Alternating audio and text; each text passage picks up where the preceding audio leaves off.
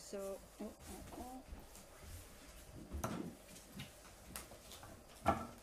so how did the meditation go on compassion?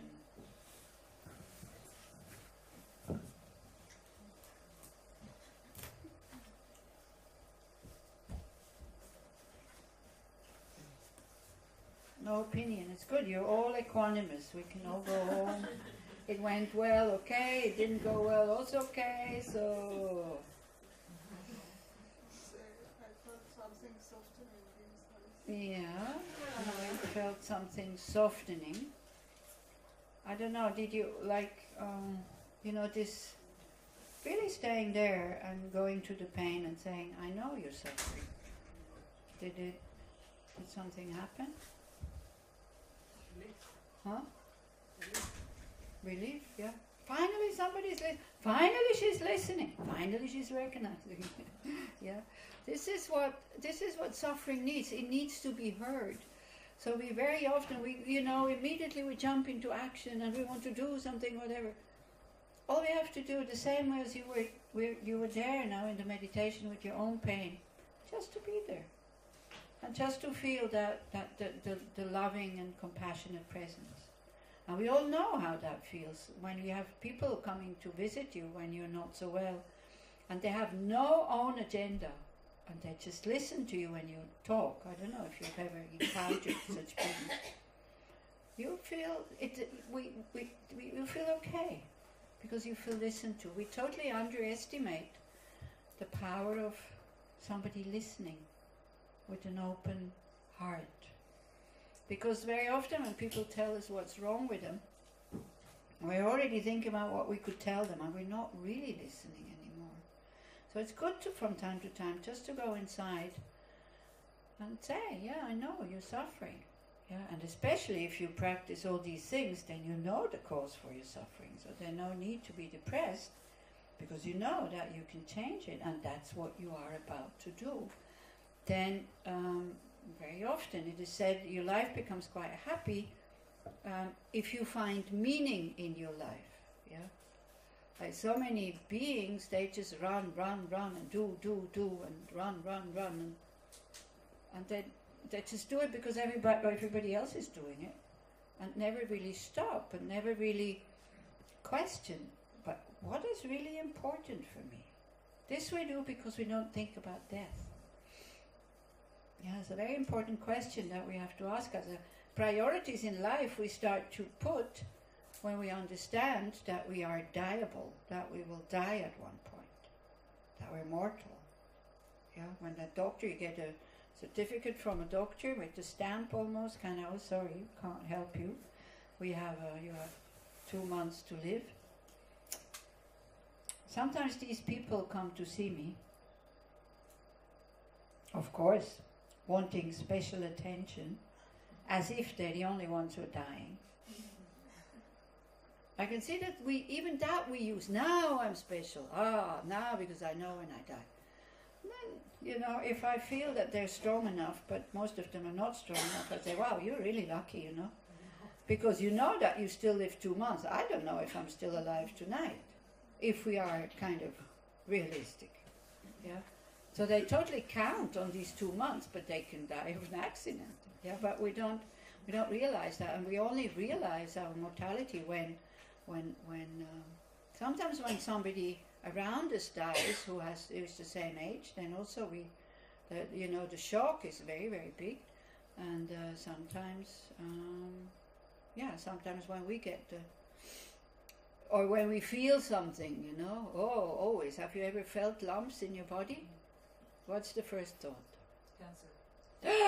Cancer. Then next thought? No, can't be. Not me. Yeah? This is how we react. Then we spend sleepless night and we push out going to see the doctor. We postpone it and we postpone it and we postpone it. And then me, I'm really lucky because I always tell everybody what's happening with me. So, so then people, I had a lump in my breast. It was quite big. It was like big as a plum. As a tzatschka, how to say? Not a plum, a pruno, a prune, a pruno. Is a plum? Yeah. Plums are round, no? Yeah, purple. Anyway, all kinds. Those ones who are like an egg-shaped kind of thing. Not a prune, but a pruneau.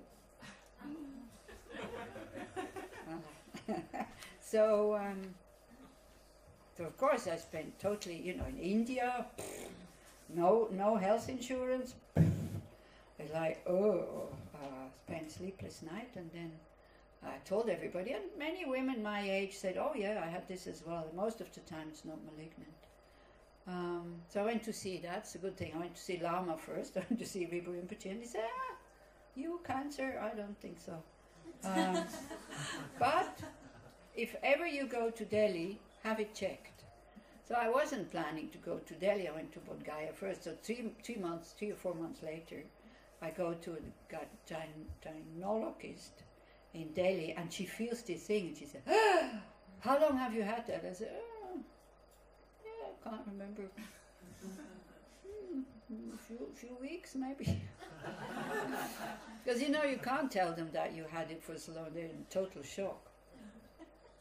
Then she said, oh, we have to cut it out. I said, maybe I'll check with the Tibetan doctor first. And so I went to see a Tibetan doctor, and he said, no need to cut it out, but you need to take like precious pills for quite a while, and then it just disappeared. So, but in order to be able to you need to trust the people who tell you these things, because otherwise, then if you don't trust, and you constantly, the mind starts to worry about this. Is it true what he said or not, or what? So that's what I mean. So those are the moments when we start to see where the mind goes. The mind goes first into healing, right? It doesn't want to die. Where can I find help? So cut this thing out, get rid of it, and that's it. And even then we don't really start to prepare for death. So it's quite good to talk about death and dying while you are not, because then the mind is kind of calm and stable, and we get used to that thought that we will not live forever. And then we can start to put priorities, to put meaning into your life, whatever moments are left. And that can be developing love and compassion. That can be kind of repeating these thoughts again and again and again and again until the heart opens. And that would be great meaning in our life. Sometimes it's better to do that than to try to help it feeling depressed because we can't, or something like that. Or running around and, relieving people's symptoms. I mean, this is what we do. So when one talks about compassion in Buddhism, it's always this big compassion, knowing that we have to attain full awakening, so that we can show others also how to be free from all suffering. One doesn't just call about this social work kind of compassion, although it's very good if you do it. I'm not saying it's no good, but you also need to understand, or it's good if you understand the causes, and also that it does actually come from a wrong view of believing in a seemingly self-existent I.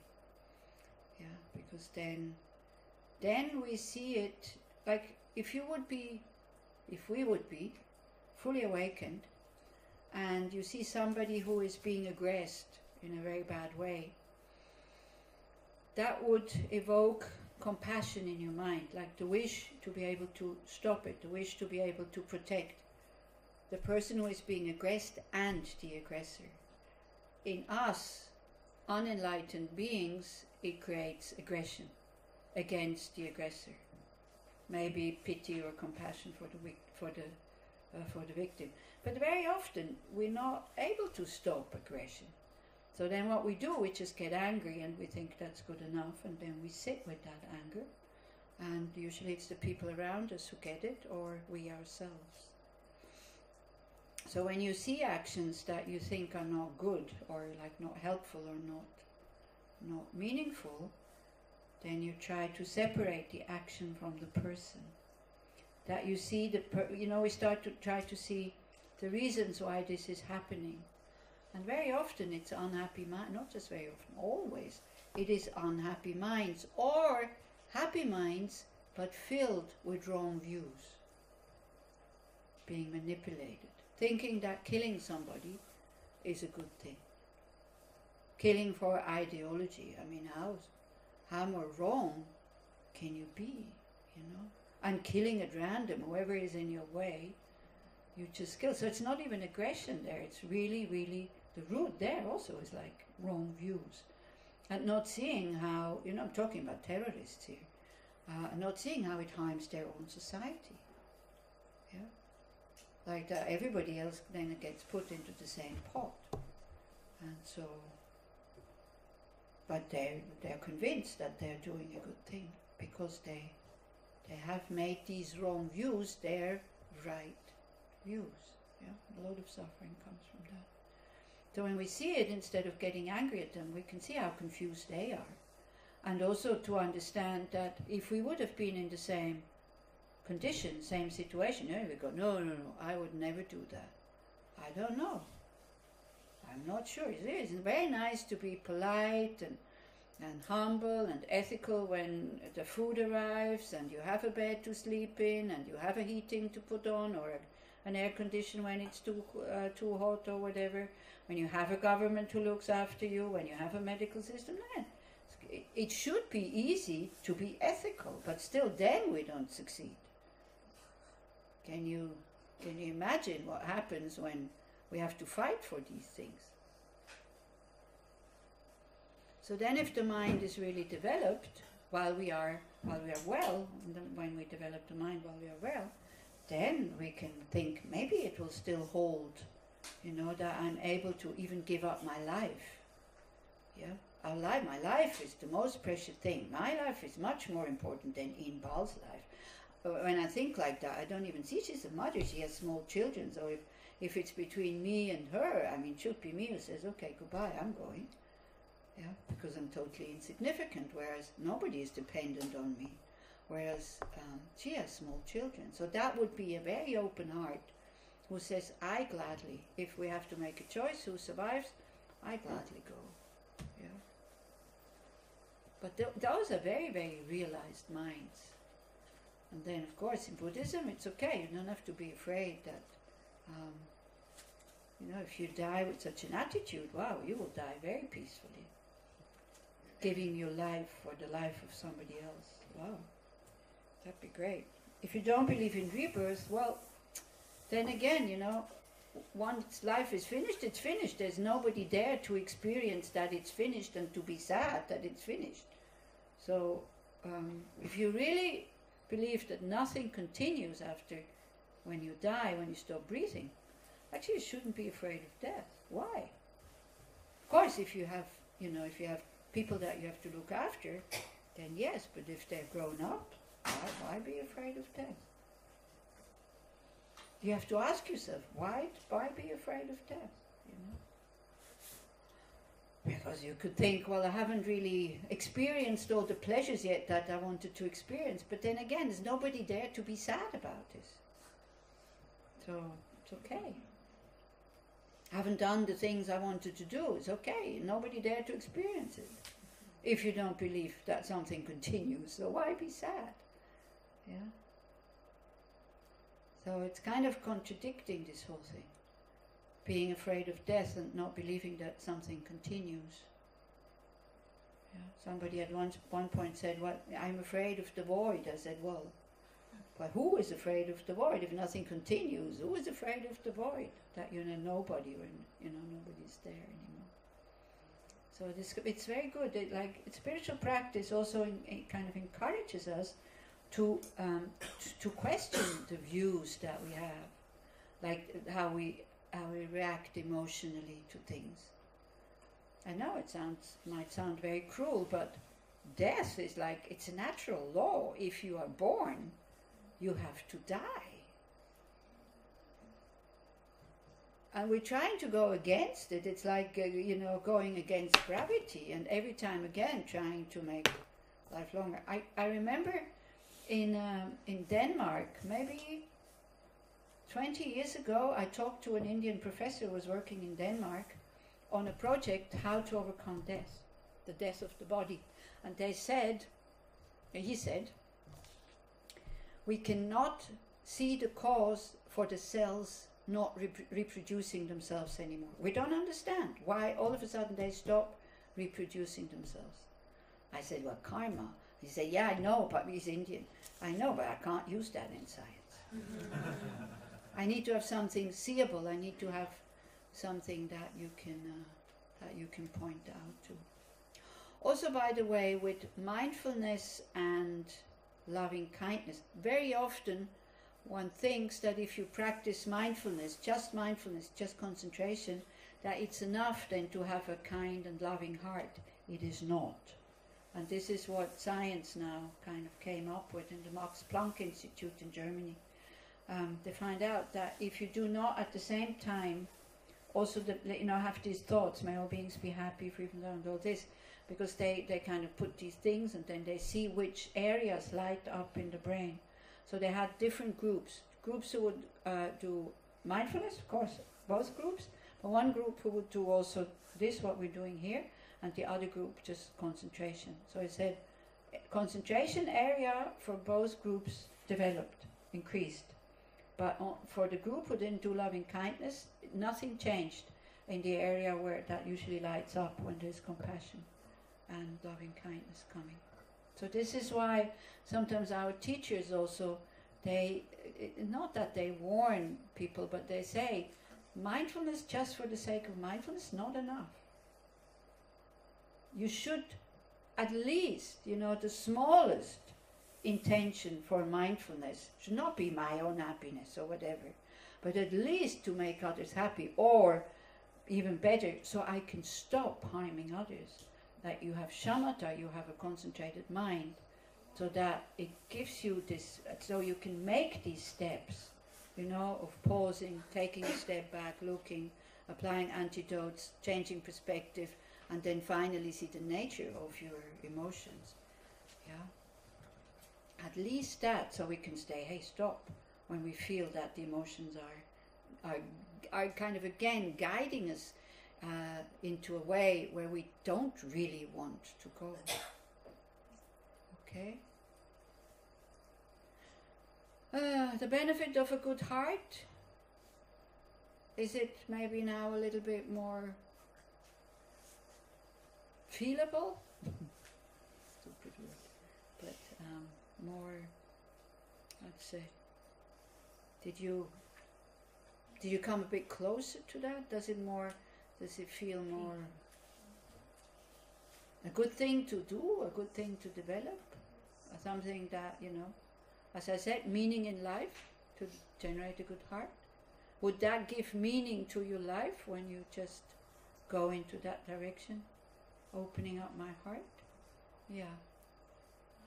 I have a question about what you taught about compassion. You said that sometimes it can go astray if you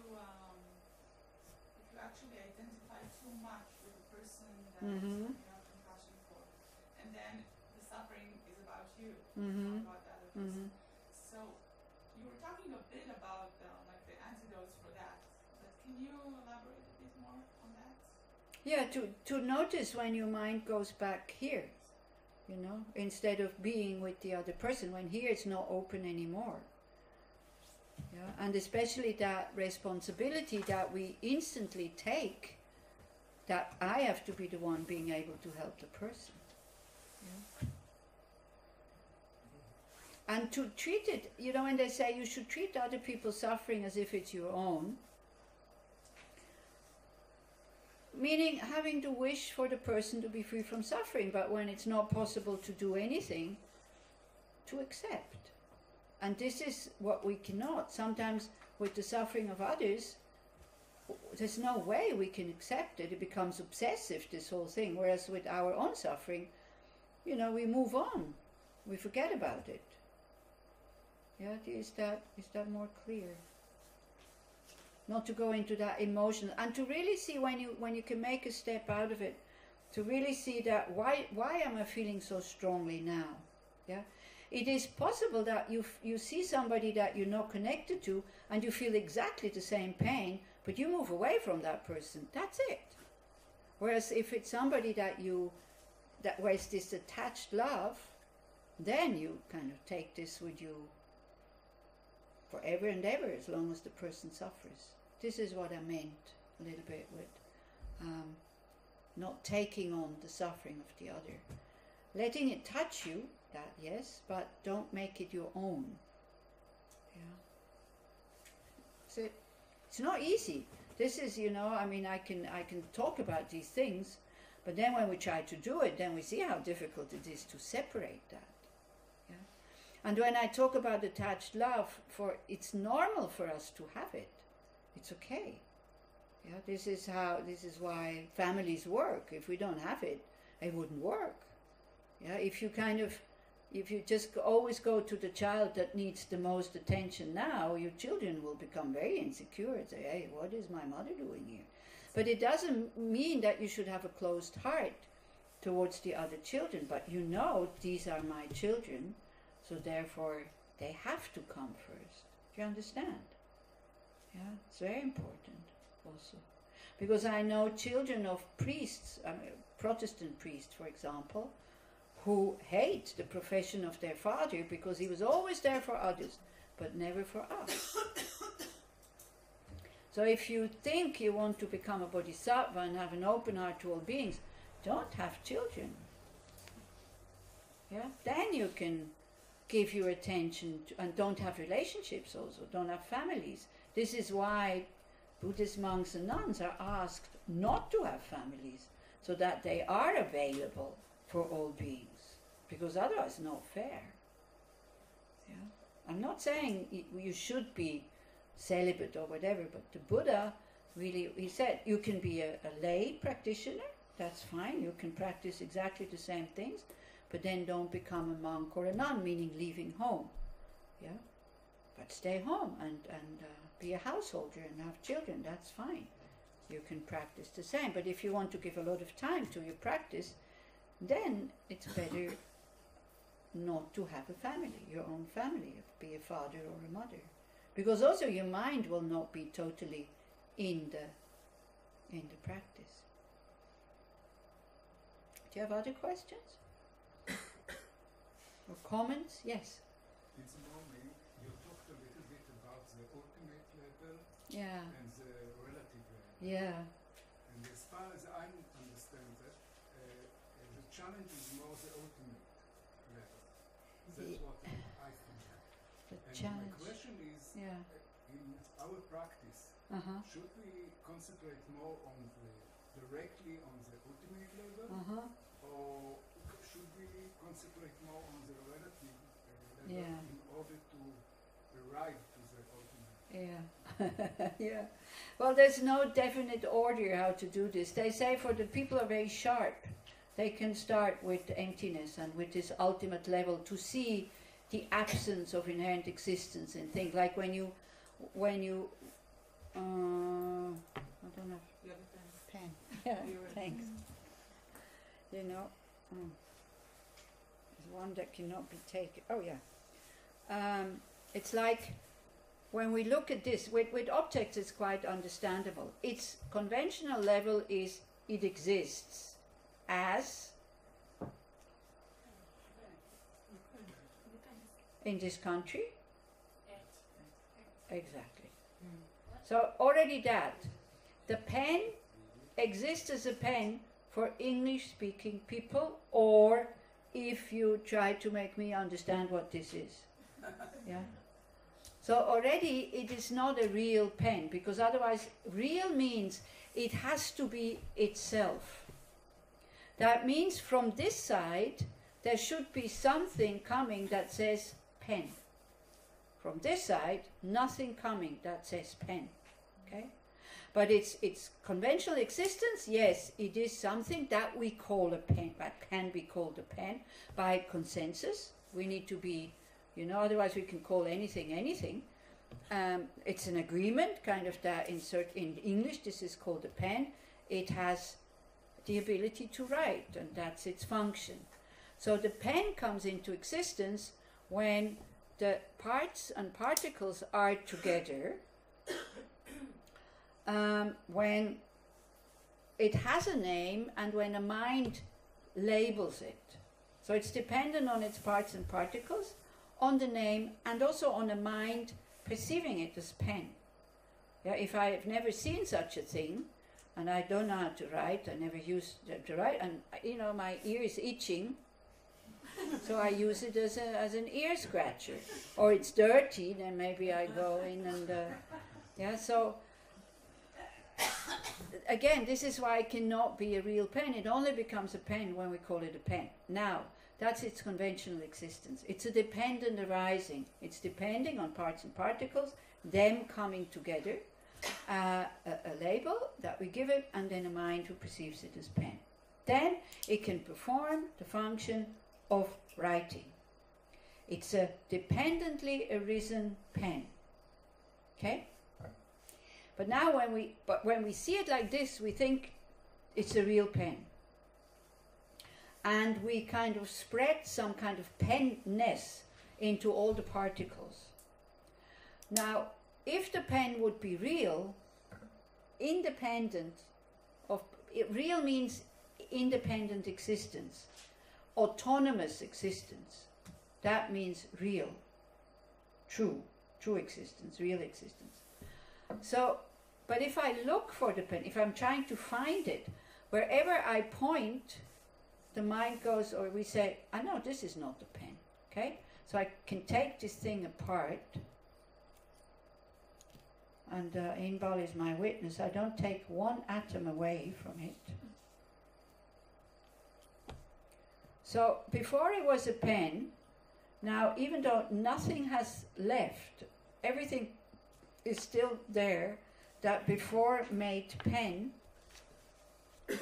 then we start to ask, now where is the pen? So, is this the pen? Huh? No. Is this the pen? No. Is this the pen?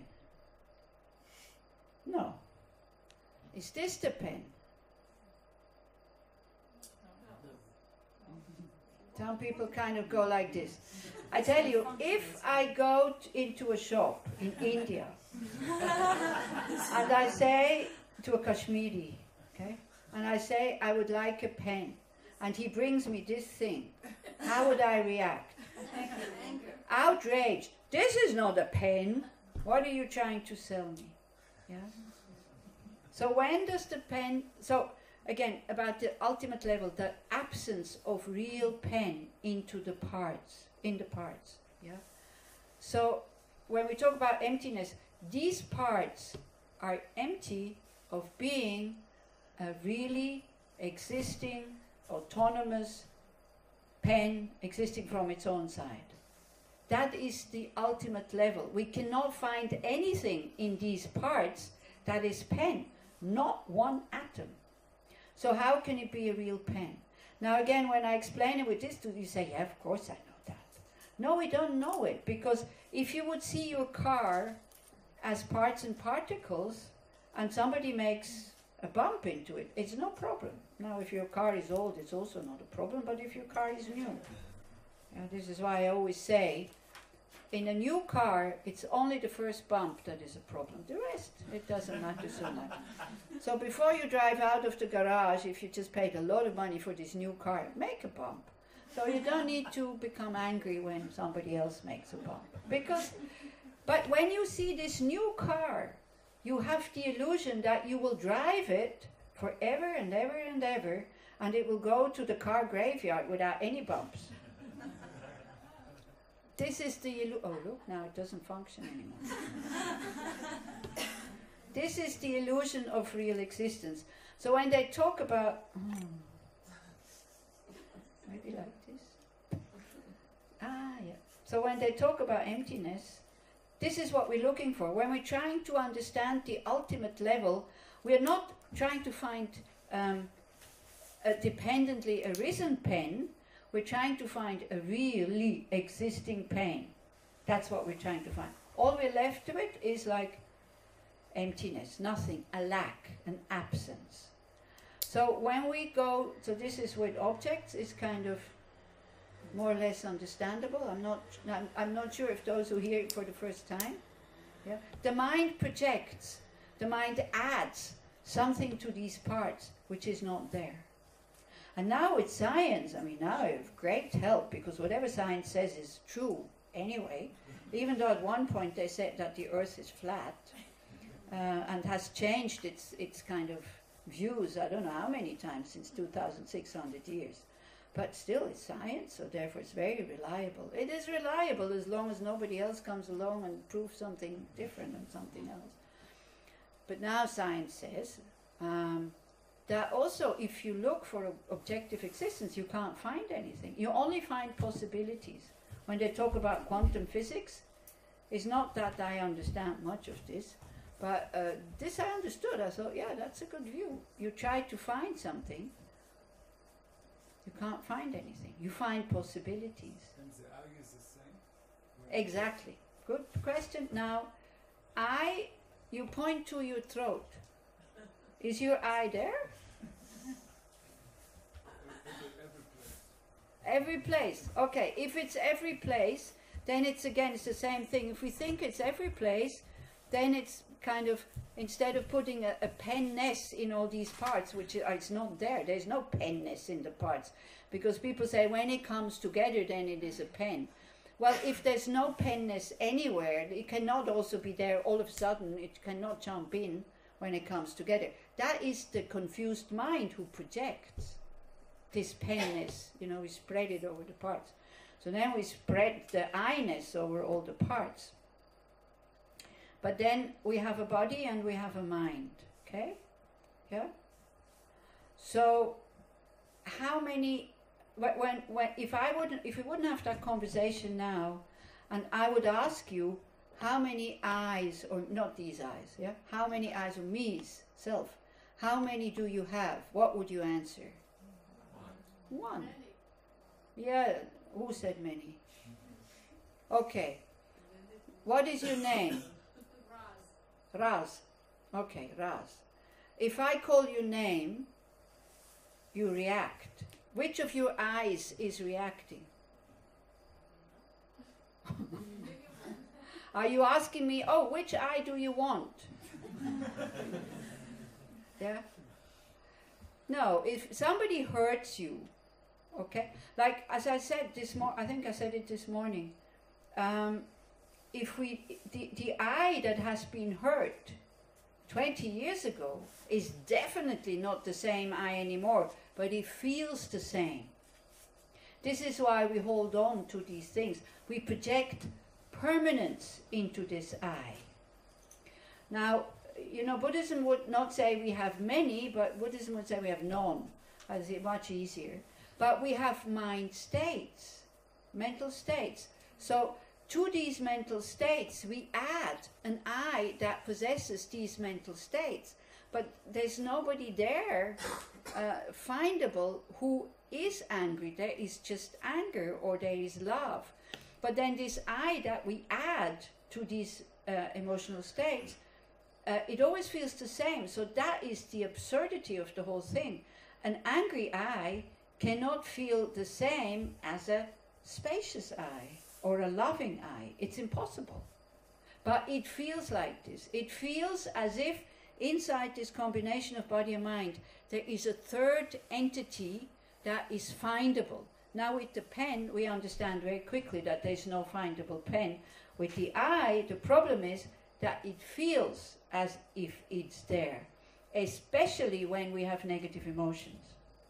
Yeah? And do we have to concentrate on this issue when we practice, when we meditate? It depends what you're meditating on. So if you're meditating on emptiness, yeah, then you kind of, you try to find that seemingly existing I. Is it in the body? Is it in the mind? If it is in the body, which part of the body, Because when you say the I is the body, then what does it mean? So you have one arm less through an accident, your eye becomes smaller? I mean, I'm not trying to be funny here. I'm using argument, because if we say the I is the body, yeah, then at what point do you start to be I if the I is the body? Like one arm missing, two arms missing, legs missing, Is the I in the head? But why can I say, I hurt when the leg is hurting or something like that? So we very quickly we see that the I is not the body, okay? Even though we say, when we think I am sitting, what is sitting? The I? I want an answer to that, Yael. Can you give me the answer? What is sitting? Is the I sitting? Huh? The physical body, exactly. It's the body that is sitting. Yet, when we just say, I am sitting, again, if you just say it like this, the I is not very big, yeah? But if somebody thought that you were standing, or, you really need that seat, or somebody wants to get you off that seat, you go like, I am sitting. Then it's not anymore just the body who is sitting, it's I am sitting, when we kind of try to defend the seat that we're sitting on. Yeah? My body sitting. Huh? My body. My body, exactly. So that's another good thing. We say my body and my mind. That implies that there's a third thing there that possesses the body and the mind. But what? Well, I. But who is I? You see, it feels as if the I, the me, is the possessor of the body and the mind. But if you take away the mind and if you take away the body, where does your I go in that time? Where? Where's it going? I want an answer to that. If you say incarnation, Yeah, then? what do you refer to? To the subtle mind who goes out of this body, which carries the karmic imprints with, with the illusion that, when it died, with the illusion that somebody is really dying here, grasping on to existence and activating a karmic seed to throw us into our next rebirth. This is what is being reborn. Again. Okay. This I, in order to exist, it needs thoughts. Because otherwise it cannot exist. You see, your I very often is nowhere to be seen. And maybe tomorrow morning, either I do it or maybe an I does it. I don't know, maybe I do it. When we start, just to be relaxed, to be aware, and then we open up the senses. And we become aware of sounds, like the perceptions, or smells, or something like that. And we just remain open. And then we experience emotions or sensations or the thoughts, and we watch that process. And then you can ask yourself the question, do I need an I to experience all this? And then you go, no, actually I don't. It just happens by itself, because the mind has this ability to perceive, to notice sensations, or to have sensations, because it's a mental factor, to have emotions, mental kind of movements, and to have thoughts. There's no need for an I. This I is projected since beginningless times. We've been believing in it. So that's the confusion. This is when they call awake. So maybe another good example, or another example that I can give you. Does a dream exist? Yeah. Wait. Does a dream exist? Yes or no? Yes. Yeah. Is it real? No. Yet, when we are sleeping and we're not aware that we are dreaming, the mind makes it real. And we go along with it, with the joys and the fears and the anger and the anxiety or the aggression or whatever. The moment you wake up and you see that it was not real, all the emotions are gone. Maybe your heart still beats a little bit, yeah? But even the worst nightmare, you're immediately able to let go. And this is, the word Buddha means awake. So a Buddha has awakened from this dream of inherent real existence. Because also this I makes I and them. And I don't see how dependent I am on them. If there is no other, there is no I. Although it feels as if I can be I without others, but you cannot.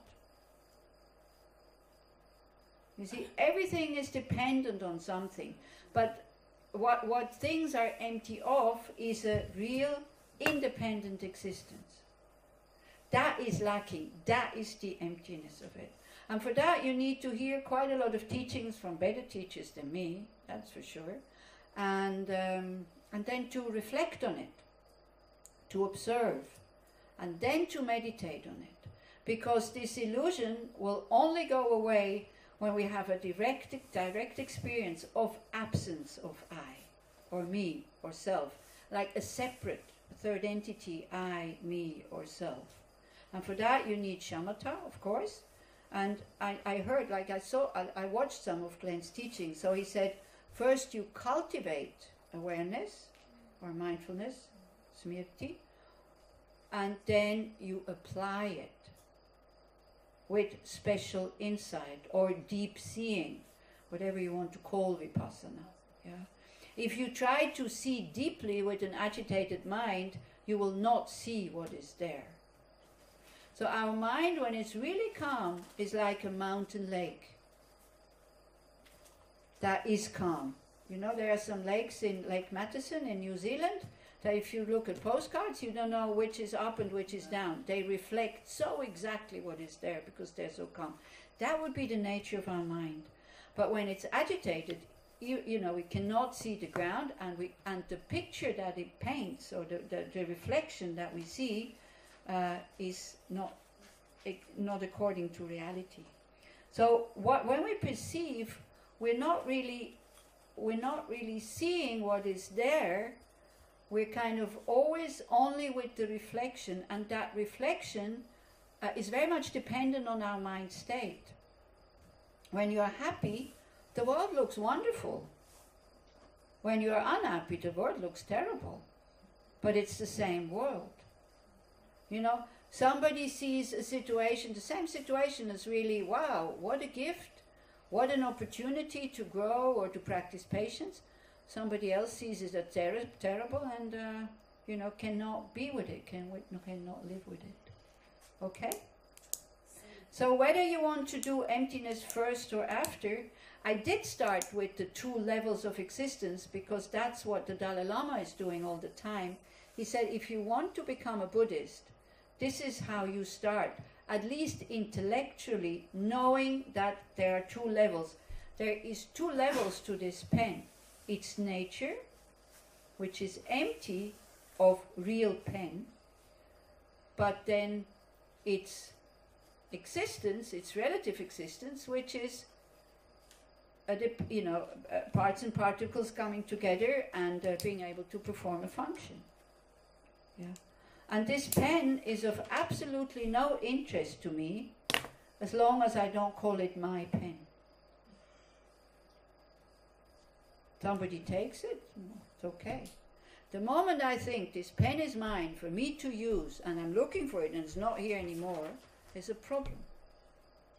And then attachment arises. Okay. Again, coming back to the rebirth,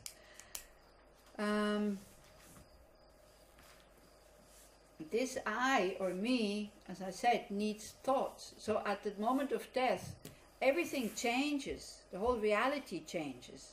Yeah, and we're starting to feel that also everything slips. Everything that we have been counting on for our security and happiness goes. And maybe we start to realize that we have to go alone, that we cannot take the telephone with us. We have become dependent so much on these things. It's incredible that we can't function anymore.